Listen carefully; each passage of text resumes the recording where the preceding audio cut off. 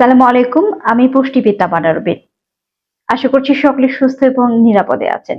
আজকে যে বিষয়টি নিয়ে কথা বলবো, সেটি হচ্ছে ফ্রিজে রাখা খাবার আসলে কতটুকু নিরাপদ এবং এর কোনো স্বাস্থ্য ঝুঁকি রয়েছে কিনা সে বিষয়টি নিয়ে।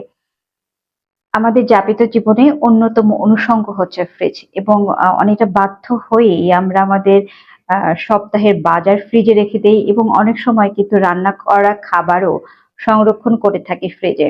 আসলে ফ্রিজে রাখা খাবার খাওয়া কতটুকু নিরাপদ এবং এর কি কোনো স্বাস্থ্যবিধি রয়েছে কিনা বা এর কোনো স্বাস্থ্য ঝুঁকি রয়েছে কিনা সে বিষয়টি আসলে জেনে রাখা ভালো। ফ্রিজে রাখা খাবারের কিছু ডিসঅ্যাডভান্টেজ রয়েছে। আ সেগুলি আজকে একে, একে বলছি।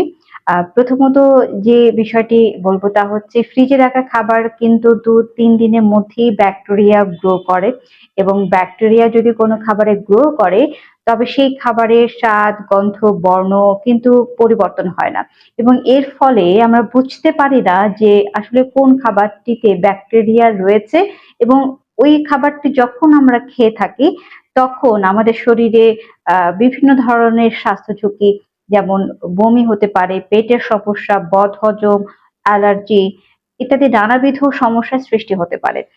আবার ফ্রিজে রাখা খাবারগুলি কিন্তু যদি শাকসবজি এবং ফলমূল হয় তাতে কিন্তু অ্যান্টিঅক্সিডেন্ট ভেঙে যেতে থাকে, ভিটামিন সি লস হতে থাকে এবং পুষ্টির মানও কিন্তু হারাতে থাকে।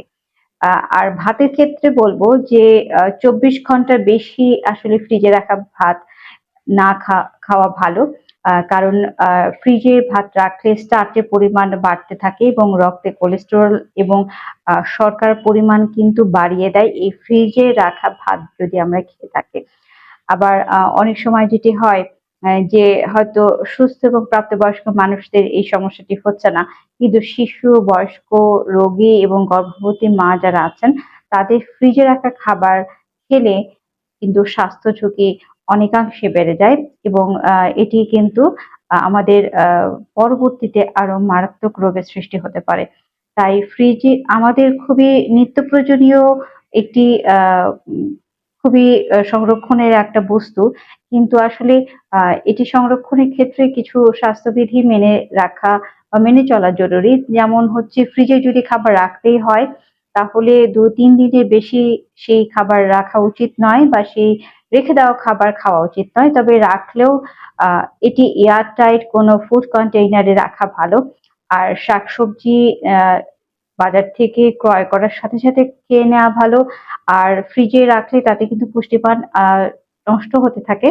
আর শাকসবজি, ফলমূল খোলা বাতাসের সংস্পর্শে রাখাই ভালো। ফলমূলের ক্ষেত্রেও তাই যে ফ্রিজে রাখা ফলমূল কিন্তু রোগীদের না দেয়া শ্রেয়। সাধারণ সুস্থ প্রাপ্তবয়স্ক মানুষ হয়তো খেতে পারবেন। কিন্তু শিশু রোগী, গর্ভবতী মা যারা আছেন, বয়স্ক মানুষ যারা আছেন তাদের ফ্রিজে রাখা খাবার যতটা কম দেয়া যায় ততটাই মঙ্গল। সবাই ভালো থাকুন, সুস্থ থাকুন। আল্লাহ হাফেজ।